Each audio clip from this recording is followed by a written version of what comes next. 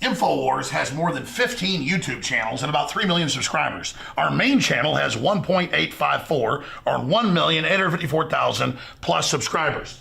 Now, they've been gaming the system for a long time to shut down nationalistic or patriotic media, saying we're right-wingers, saying we're extremists. Well, it doesn't matter who we are. We have a right to free speech, don't we? As long as we don't violate the rules. Well, now Zuckerberg has come out and said he's going to restrict conservative news like communist China does, calling it fake news.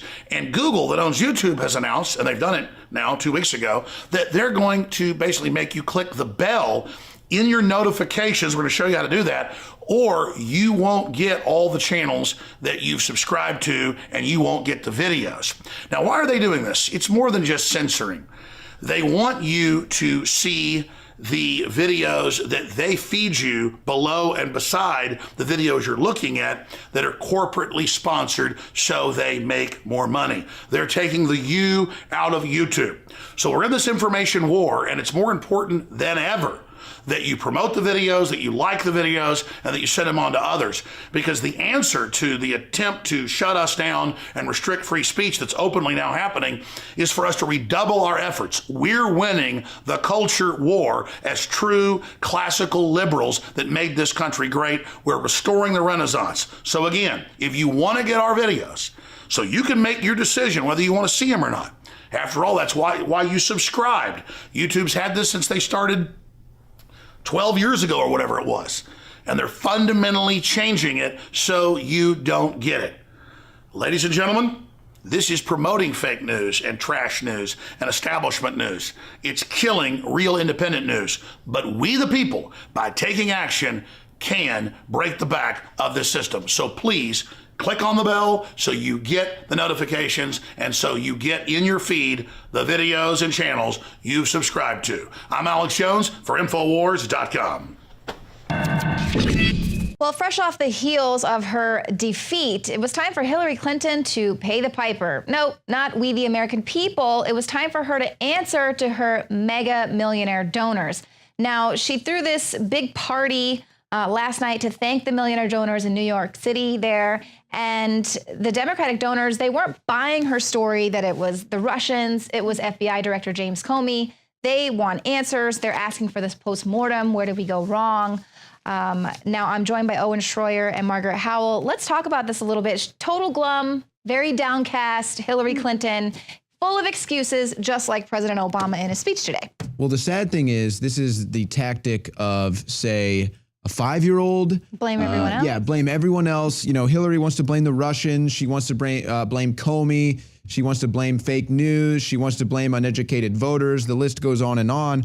You know what? Why don't you just look in the mirror, Hillary? You're a disgusting, corrupt witch. Right. We saw the WikiLeaks emails. We can still read. And that's why you didn't win. And this is what's sad to me is, as we continue to see this push of Russia hacking, Russia influence, all this stuff, if Russia hacked Trump or Russia hacked the RNC and released emails that exposed corruption within the Trump cabinet or campaign or within the Republicans, they would be applauding Russia. They would be loving Russia. Right. But because it's against their candidate, they hate Russia. And it's funny, they had a problem with fake news about weapons of mass destruction and government lies about that. But when they make stuff up about Russia, they fall for it hook, line, and sinker. We have to just trust these intelligence agencies. And so now these are Democratic donors who pumped more than $1 billion into Hillary Clinton's campaign. So they're saying, we're not going to even be donating to the party anymore until you let us know what the heck is wrong. She was the party. Clinton says it's a personal beef by Putin that led to these hacking attacks because she once called out the elections there in Russia, said they weren't fair.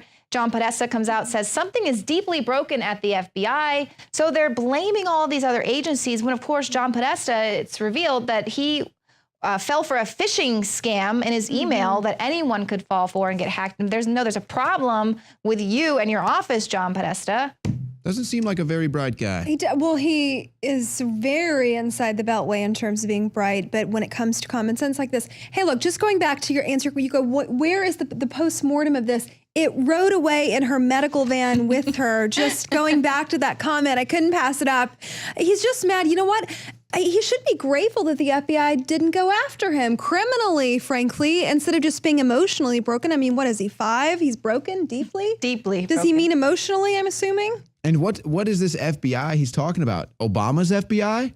Seriously. Obama, who campaigned for Hillary? Yeah, who, by the way, when James Comey originally said that Hillary Clinton, nothing to see here, they were lauding him, how amazing. No one can question his integrity. He's great.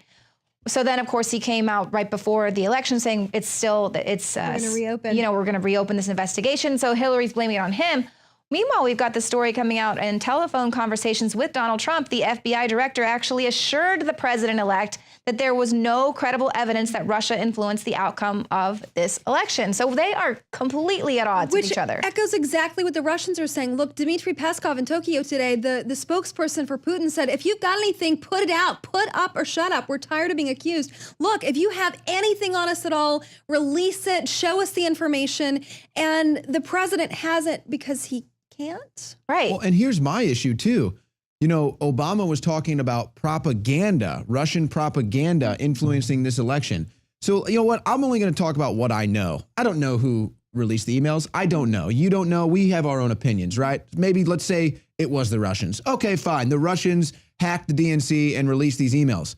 It's not Russian propaganda. These are emails written by people in the DNC, people in John Podesta's camp. So it's not Russian propaganda. These are actual, real emails, regardless of who leaked them. That's what interfered with the election. Exactly. If it's anyone's propaganda, it's the DNC's. Speaking of propaganda, the New York Times is saying that Trump is a threat to our democracy. His authoritarian and anti-democratic rhetoric is a direct threat to our democracy. Talk about laughable jokes. I just continue. Talk about double standards, right? Well, and even we have John Kerry saying that he's refusing to join in on the claims that Russia hacked the elections. He said the intelligence agencies. He refuses to acknowledge anything by these anonymous sources in the intelligence. He used air quotes for that. He says, I'm not going to do that. And you can see the people covering their tails right now because Obama did something in a similar fashion in this press conference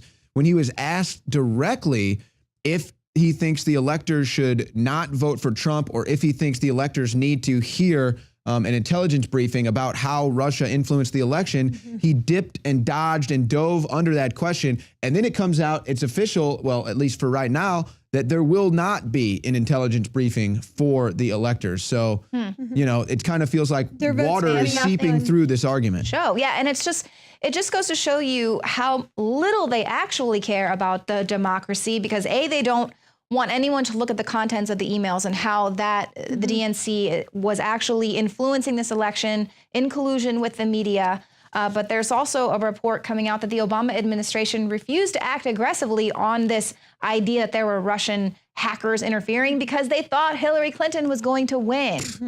So they were like, nonsense are they going to come out with next? And that's why Donald Trump said, well, why are we just hearing about this now afterward? Surprisingly, though, they thought she was going to win. She didn't. So you know what? If they have the information, they need to release it.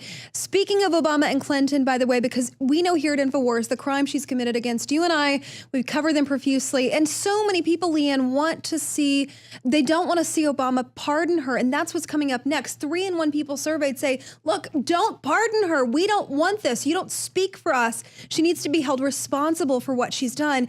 And the fear is that on his way out, that's exactly what he's going to do, this blanket pardon. So any crime she's committed, unless they can come up with something else that she's done, he's just going to blanket it and wipe it off as though it didn't happen. Just kind of like a thank you gift. Well, he's got some time to think about it. He's going to go on a nice, luxurious vacation. He's claiming this. I mean, these are grave claims about Russia hacking our not serious enough for him to stay out of Hawaii, though. But exactly. So he's going to talk about how there's all these grave threats, Russia, global warming, all this stuff.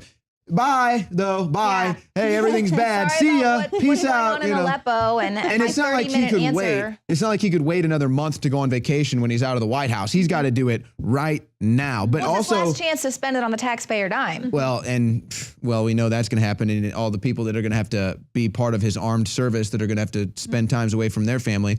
But I also want to just take it back for a second to the thing that you mentioned at the beginning of the segment.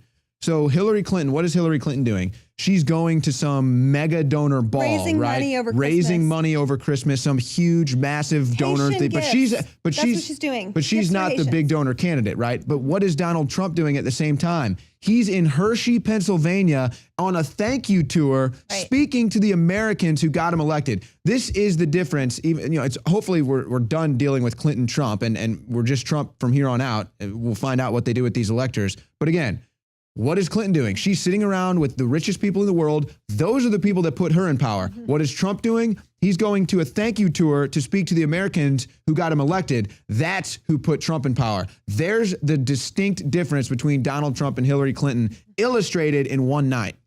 Well, what do you think about the veiled threat that the outgoing U.S. President Barack Obama made, saying, I think there's no doubt when any foreign government tries to impact the integrity of our elections, we need to take action. And we will, at a time and a place of our own choosing. How many times have we tried to influence the elections of other countries? Successfully, mind you. Brag about it, too. We could make a list at this Like in table Russia. of all the times we propped up rogue governments, tried to influence elections, Destabilizing the Middle East, removing Saddam from power, Gaddafi, it goes on and on. Apparently does not apply to him, only to Russia, even though it's laughable. Jill Stein said this to our Kimberly, and I know we're running out of time. She said, look, we'd be at war with Russia if Hillary Clinton's in office.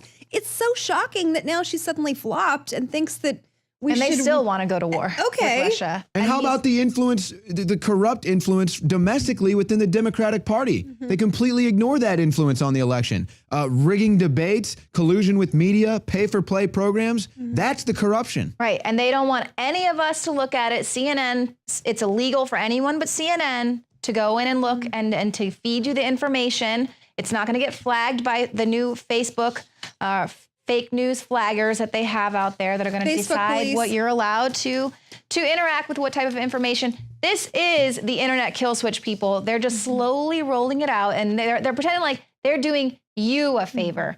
Well, guys, thank you so much for tuning into the show tonight. Thanks for joining me on the panel here. And be sure to hit the subscribe button if you are watching us on YouTube, and we will catch you here Monday, 7 p.m. Central.